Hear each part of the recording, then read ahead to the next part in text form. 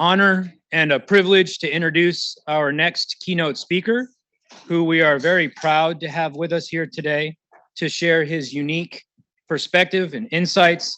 I think as cyber attacks and adversary capabilities continue to threaten our businesses, our critical infrastructure, our public health, our overall way of life, he's been leading the charge to position the United States to be able to respond to these risks and mitigate these threats by standing up the congressionally mandated Office of the National Cyber Director.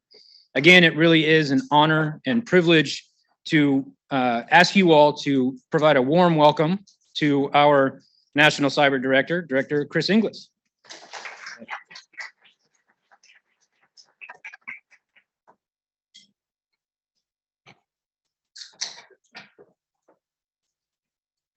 How's that? Is that working? There we go. Excellent. Good.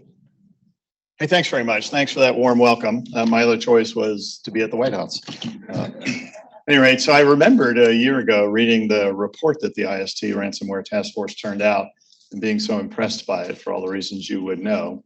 One of the things that I remember sticking out to me at the time was, I think it was in one of the 6 major actions that you recommended, talked about, what you would hope that a nascent cyber director would do. I remember thinking at the time, who in the world is that, right? Because I was, of course, nominated just after that, kind of came into the job in July of last year. As in kind of some things, Washington, we were authorized but not appropriated at that time. So the appropriations followed in late November. We really got rocking and rolling at that time. And right now the organization has about 40 people. We'll soon be bigger, kind of in very important ways. We've hired Kemba Walden, possibly because, she did such an amazing job. But mostly because she's an amazing person, which I think people do make the difference. And so we're just delighted that she's coming aboard as the principal deputy for that organization. In thinking about what I might add to the voices that have already spoken today, it's a really hard thing to think about what you could tell this group that they don't already know, what you could say that hasn't perhaps already been said in the panel sessions or by the individuals who've spoken. But I thought I might give voice to what is the sense of an emerging strategy. This isn't the US strategy, but it is a sense of the emerging strategy that I would in part observe, in part kind of use as my mantra of what we need to do going forward, that addresses not just ransomware, but more broadly addresses the kind of the causes underneath that give rise to that phenomenon and so many others. I generally start my thinking on this in the way that I think the report did, is to consider whether what we've been experiencing for many years, this isn't a new phenomenon, it's a little bit like climate change, right? It took a long time for us to get to this roiling moment in history. It won't be something we turn around in a fortnight, maybe a month, but not a fortnight. But in thinking about that, so often people despair, obsess about the threats, and therefore get lost in what they will do to respond to the initiative that's established by others. And therefore come to the conclusion that what we're experiencing is perhaps fate. Your report makes it clear that that's really not the way we should interpret this. How we should think about this is it's a choice. If we choose not to make the investments that you've recommended, if we choose not to kind of undertake doctrinal changes, upskilling of people, bending technology to those two purposes, then we'll continue to go down the road that we've been on, which is that we will experience one horrific threat after another in a way that I think is borderline existential. Now, having said that, I don't need to be alarmist. I don't think that cyber attacks yet rise to the level of use of force, but we have to think about the waves that we've experienced over the last 40 years to imagine where we are and where we're going. I can still remember as a practicing computer scientist, slide rule in one hand, deck of cards in the other. I can still remember that the early days of information security, or before that even communication security, was all about the data. It was all about the systems. We focused on the manifestations of the stuff that we built and deployed as if the whole point was about defending that stuff. How do we defend data? How do we defend systems? And we got pretty good at that, at least if we'd followed our own rules. How do we defend confidentiality? How do we defend integrity? How do we defend availability? So much so that we could say that we've kind of closed the book on defense so long as we just do that. However, kind of the threats moved on and they really were less about holding data and systems at risk So that might have been the means to a greater end. What they began to do was to hold the functions, the abstracted functions that are dependent upon those data and systems. They held that at risk. And why is that important to think about? Because the functions themselves are more than a manifestation of data and systems. The functions themselves are collaborations, typically increasingly between the private and public sector. If you're going to defend a critical function, whether it's the generation and flow of electricity, whether it's the ability of a business to operate kind of in an open, free economy, whether it's the conduct of an election, if you're going to defend that, you have to imagine how the function itself is delivered. And you have to make sure that if that function is derived of collaboration, that you effect a collaboration across the defense of that function. That means you have to do all the things you do in the foundations to defend confidentiality, integrity, availability, but you also have to do so by using collaboration across the various elements that participate in the generation of that function. Having said that, which might have been something that we richly appreciated 10, 15 years ago, we now experienced a third wave of attacks. It's not a new wave, but it's a new manifestation or perhaps a new outcome associated with those, which is that it's really not about the critical functions anymore alone. It's about the confidence that's based on those. Think about the colonial pipeline attacks that we had about a year or so ago, where of course someone broke into the system, got into the information technology side. We know that they were Russian criminal actors. If we had kind of practiced the kind of stout defense of confidentiality, integrity, availability, we might have prevented that, but nonetheless, they got in.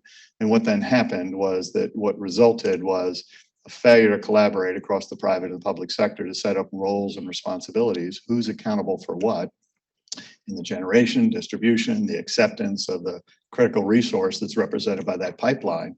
Turns out the doctrinal failures of nobody in particular defending that supply chain was what led ultimately to the weakness that allowed the Russians in. It wasn't the technology flaw, it was a flaw in doctrine. But what happened at that point was perhaps surprising to everyone, not least of which the transgressors, which is it became an attack on confidence.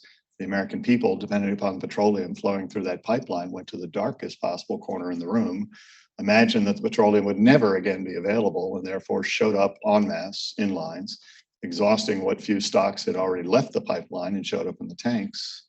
And therefore that attack on confidence was perhaps something that was even worse, even more pernicious than an attack on those first two levels. Why do I mention that?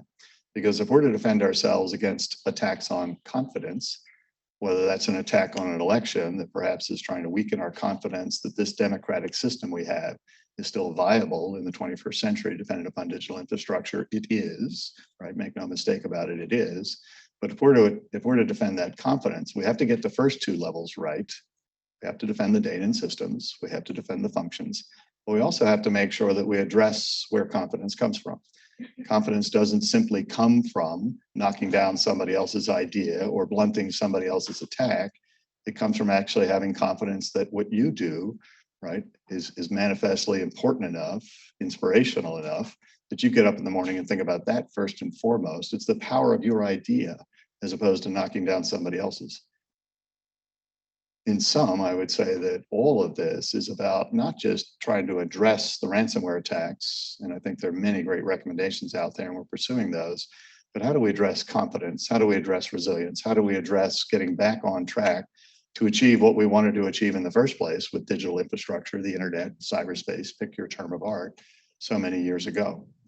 In order to get back on that track, we have to think first and foremost about what we want to do with this space. We have individual aspirations, organizational aspirations, societal aspirations, national security aspirations. We need to think about how we allocate those to digital infrastructure. We need to think about in the allocation of that, do we have in fact some confidence that the resilience of those functions is based upon something real? And the something real can't just be technology. It has to be, do we have the roles and responsibilities properly assigned? Who's accountable for what in this space? Do we have the people skills in a place where they can actually participate in their own defense, or perhaps in a positive sense, that they can take full advantage of the opportunities that exist in the digital infrastructure with full confidence that that digital infrastructure will meet those expectations? And then finally, have we bent the technology to both of those purposes? I don't think we have that right today. Your report indicated we don't have that right today. Why? Because we've allowed that risk calculation to essentially be based upon, do we respond well? Are we good at responding to 2 and 3 alarm fires? If we got really, really good at that, if we perfected the art of responding to Log4j or the ransomware attack of the moment, even to the point of disrupting those kind of in real time, we just lose more slowly. We have to get to a place where this is a capital expenditure, not an operational activity. To be sure, we'll never get, if we do the capital expenditures right, to a place where the system will be perfectly secure, perfectly resilient, perfectly robust, but we can greatly reduce the number of those events that we have to respond to. We will still have to respond. We then need to think about what the roles and responsibilities are in response. Do we do that as a division of effort, which has largely been the model we've been following for probably 40 years? You defend your stuff based upon what you know, but based upon your authorities, based upon kind of your insights. I'll defend my stuff. Or do we realize that we're in the same boat and I should no longer be saying, hey, the hole's in your side of the boat, good luck with that, right? Do we kind of say that, look, we could do some things together that neither one of us could do alone, either in the discovery or more importantly in the response? All of that, resilience by design, a stout, collaborative, collective, proactive defense, and this proposition, you got to beat all of us to beat one of us, is actually embedded in the report that had 4 major pillars and those 6 major actions last year. And my sense is that both the private sector and the public sector, the government that I represent, is beginning to act on those. Perhaps not with the alacrity that we would prefer, but this took a long time to come into being. It therefore is not something we're again going to turn around in as short an order as we would prefer, but we've made great progress. Insufficient progress, but great progress all the same. Job of my office, the Office of the National Cyber Director, is not so much to micromanage those efforts. You would have heard earlier today from Jen Easterly, an on-the-field quarterback in the parlance that we use, where she has the operational assets necessary to deploy, resource, not just resilience by design, but to respond to these things across federal infrastructure, increasingly in partnership with the private sector across digital infrastructure that supports critical functions. My job is not micromanage that. My job is to ensure that Jen has the authority, the resources, the partnerships, both within the government and without the government, necessary to succeed. The formation of the ransomware task force, called out by law just a month ago, essentially kind of embodied that. My job is to ensure that that body of people who constitute that task force is properly assigned, properly given over to Jen so that she might then lead that. And she indicated earlier, even then, it's a collaborative activity. FBI and CISA will co-lead that task force going forward. And there should be a very significant engagement of the private sector to ensure that we broaden that team still further so that you have to beat all of us to beat one of us. So my job is to ensure that that ecosystem comes into play, that that ecosystem has what's necessary to succeed, but that that ecosystem includes not just the federal assets, but the private public assets. The private sector will not become an agent of the federal government, but it must be an organization that is in partnership with the federal government. Increasingly, the federal government sees the private sector as the supported organization. That's where the vast majority of the innovation, the generation of capacity, the deployment of that capacity, and the defense of that capacity takes place. So the federal government needs to see itself in a role where it actually is supporting that, on occasion attending to those things that are not discretionary. So regulation will, at the end of the day, be necessary, but it needs to have the lightest possible touch. What we need to do in high consultation and high collaboration is figure out what we do together so that we spread that risk across the spectrum of generation and defense and response, as opposed to delegating that by our inaction to that poor soul at the end of the supply chain who inherits all the risk that we didn't buy down through resilience or through doctrinal approaches, or for that matter, we didn't buy down by even addressing the disruption of those threats. When you add all that up, I think the strategy begins to look something like the following: resilience by design, in doctrine, roles and responsibilities, people skills, and technology, possibly in that order, because that's how a transgressor thinks about it, in that order. They go after bad doctrine first, they go after people skills second, they go after the technology if they have to third, even though it's all manifested in technology. So resilience by design, a stout defense, meaning that what we create in that first part is not a secure architecture, it's a defensible architecture. It must then be defended. That's a human proposition. We have to do that in the most collaborative fashion possible. Division of effort should be recognized for what it is. It's an agreement to not collaborate. So we need to have professional intimacy where we actually collaborate to discover, and address things together that no one of us can discover and address alone. And after that stout defense, make sure that we encourage the use of all instruments of power. I don't mean by that just inherently governmental instruments of power, but all instruments of power to, in the third phase, align actions to consequences. Again, your report spoke to this. When I say align actions to consequences, many of us probably go to the dark corner, which is how do we impose negative consequences, costs on those who transgress in this space. To be sure, that's important. We need to make sure we bring legal remedies to bear, financial sanctions to bear, perhaps diplomatic remedies to bear where other nations can do things that are beyond our legal remit. We also need to, in some cases, do cyber things to address those cyber issues, knock out the infrastructure by essentially removing that infrastructure. But at the end of the day, there's a second kind of alignment of actions to consequences that is important, perhaps more important, which is if you behaved well in this space, you deserve the material assistance of your sector, of your government, of an institution, meaning the kind of ecosystem that essentially understands that we have to actually aid and abet one another. We have to actually mount a collective defense. If you need assistance, you should be worthy of it, you should get it. Right? And so we're trying to do all of those things. So just give you 3 examples, and then I would like to go to some questions and answers. Example 1, in terms of how do we get the doctrine closer to right? You would have seen that the Congress, through law, kind of enacted something about 1.5 years ago that said, we need to move closer to a collaboration with the private sector. So we're going to form something the Congress called the Joint Cyber Program Office. What CISA, what the Department of Homeland Security has stood up as something called the Joint Cyber Defense Collaborative.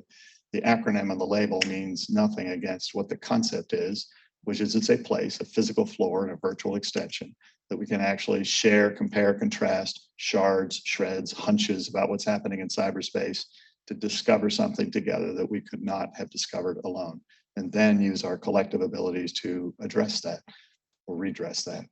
That is new and novel because it took a law to essentially create that capability.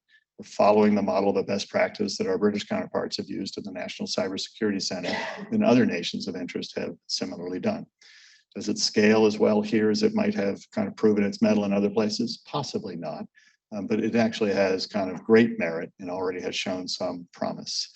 The extension of that through sector risk management agencies, the work of the FBI, the work of the National Security Agency, the work of the Department of Energy complements that, does not compete with that. It's not about trying to figure out how to hierarchically align these things, but rather horizontally how to align these things. This must be something that has a concurrent set of activities side by side that are complementary. I think that's a good example of the way forward. And second, right, we realize that this must be done in an international domain. The White House convened last fall specific to the issue that is the focus of this conference, a ransomware kind of discussion amongst 13 different nations who might not have agreed about everything that was taking place in the world, but all agreed that ransomware was a common scourge and therefore must be dealt with using assets that cross national boundaries. How do we understand what the kind of formative conditions of ransom are and use our collective abilities under the rule of law, using kind of a rules-based international order to address that? And what comes out of that then is bilateral, multilateral action that then achieves an even greater effect, getting closer by the day to the moment where we crowdsource those threats the way they've crowdsourced us. You have to beat all of us to beat one of us. And the third example that I would offer is that because we don't yet have enough information about how the piece parts are working, there's a range of analyses that are underway. My office is, for example, at the moment, studying sector risk management agencies, some of which are quite robust. If you look at what the Department of Defense does with the Defense Industrial Base, a very robust sector risk management agency. But some of them are not quite so robust, and I wouldn't throw any of them under the bus, but would say that we have to do the work necessary to understand what the floor looks like, what the extensions look like, and how we in fact unify them and make them such that they operate collectively as something that is coherent, where you don't need a PhD in government to get the best services from government. So we're doing all of that. I think if you look across that, there are some operational kind of activities associated with that. But as importantly, there are doctrinal kind of analyses associated with that. Because if I worry about one thing overall, it's not a particular threat that might kind of at the moment be stalking us. And there are plenty, to be sure. There's a lot you can wake up at night and obsess about. I worry about the ambivalence, perhaps the complacency that I often experience when I'm in a large crowd, not this one, of course, but when I'm in a large crowd where all of them would say, it's a problem. I hope to God somebody's solving it. At the end of the day, we all have to participate in that defense. All of us have a role to play. Individuals, organizations, governments, plural, all have a role to play. This is mostly about the doctrine. It's mostly about getting the roles and responsibilities right, as we have done in other domains of interest. So having said all of that, that's hopefully a down payment on what this new nascent, I think was the word you used, office proposes to do. It doesn't do that alone. It does that in full partnership with the other federal entities, state, local, tribal, territorial entities, and perhaps most importantly of all, with the private sector. So I'd be delighted to take your questions or your suggestions. Yes. I'll repeat the question if you like. Hi, Wendy Nather with Cisco. A lot of the biggest part of collaboration includes involving all sorts of demographics and all sorts of perspectives in here. And unfortunately, in task forces such as this or in other ones, most of the loudest and the biggest participants are the ones from private sector companies who can afford to send people or dedicate people to this kind of effort. Have you thought about how you're going to include perspectives and participation from those beneath what I call the security priority line, the ones who may not be apathetic, but they don't have the capability to do the things that we might expect of them. So how are we going to bring in that kind of representation? Yes. Do we have the whole answer? No, but let me actually kind of walk across that and tease out, I think, insights that you probably all would suggest to me. First, we need to start with a sense that the participants and the beneficiaries aren't the same thing, right? So there will be fewer participants than there are beneficiaries. So we need to actually maximize the beneficiaries and perhaps concentrate the efficiency and effectiveness of the participants. And so you think about the scope and scale of the given participants. Is there someone who kind of services 400 million endpoints in the world? It'd be nice if they're in the room. Is there someone who perhaps has insights about what's happening broadly across the kind of digital landscape and can tell you in a moment's notice what actually is crossing all of these organizational or national boundaries? Probably should be in the room. But a relatively small concern that has every right to kind of defend themselves or be defended by others might not be the most efficient thing to have them in the room, but we need to make sure they benefit from what takes place in that room. And to do that, we need to make sure that we're as focused on the beneficiaries and the flow of results to them as what's happening on that floor. It shouldn't be a pay to play, right, endeavor. In that regard, you have to make sure then that you're not simply producing results that say, there's something coming your way, duck, but you're actually investing in the resilience and robustness of the products and services such that they have confidence that just like buying a car, right, there's an air safety bag equivalent in it, or there's anti-lock brakes in it, or there's all those features that we've come to expect that we don't have to buy ourselves, that it actually is built in. Again, that beneficiary needs to be kind of foremost in mind as we kind of think about then the participants. And to your point that these things can be noisy and perhaps hard to get kind of concentrated to say that's the one place to rule them all. In the United States, our sense is that stovepipes are not inherently evil. That's where deep expertise comes from. So the sector risk management agencies will continue to have a very strong and viable purpose. We'll have deep and sharp expertise about the energy sector, the finance sector, the defense industrial base. But we'll work hard on that horizontal to see if we can't connect those. So there's not going to be just one place. There's going to be many places. And CISA will have a principal responsibility to draw those strands together for the benefit of all of those. The FBI will continue to be focused largely on the things that it has been, but in terms of threat response, but making a very, very real pivot to kind of, the asset response. I think when you add it all up, it's complicated to be sure, but I think necessarily complicated because the landscape we're addressing is as well. Those are some down payments on that. Other questions? Yes, sir. So Raphael Satter with Reuters. My question is, do you have the sense that it's a problem that so much cyber defensive work, incident response, remediation is handled by the private sector, even though it's a public good? And assuming that that is a problem, then what's the solution? I think it's a reality that a lot of the response, if not the vast majority of the response, is handled by the private sector. Why? Because that's where it takes place. Now, it's dangerous to presume that we could kind of put ourselves in a place where the government then kind of rides on top of that infrastructure and somehow assumes responsibility for that defense, not so much in terms of moral hazard, that might be morally the right thing to do, but it might be legally and in terms of privacy and proprietary interest, exactly the wrong thing to do. And so what we, I think, have to do is to equip the private sector, which again, builds, operates, generates, deploys, defends. They're the first point of defense, equip them such that they have the benefit, the full benefit of what the government can provide in support of their work. The private sector remains the supporting or the supported organization. Government takes the role of being the supporting organization. I think that's the way to do that. When I drove here this morning from Annapolis, Maryland, and I wanted to get here safely, there wasn't somebody that stood into my car to actually do that defensive driving as we drove across. There was, however, somebody that preceded me by many years to make sure that the road system was safe, preceded me by perhaps a year or so to make sure that the car was safe, who perhaps is patrolling those lanes to make sure that there's not somebody drunk driving on those roads. But I, at the end of the day, had to take some responsibility for navigating what then kind of was presented as a system that I could operate and control, and I participate in my own defense. It's a weak analogy, to be sure. But I think I would caution against the possibility that the government might assume responsibility for the defense of things that are inherently in the private sector. That being said, the government needs to play a viable role. The Ukrainian example comes to mind.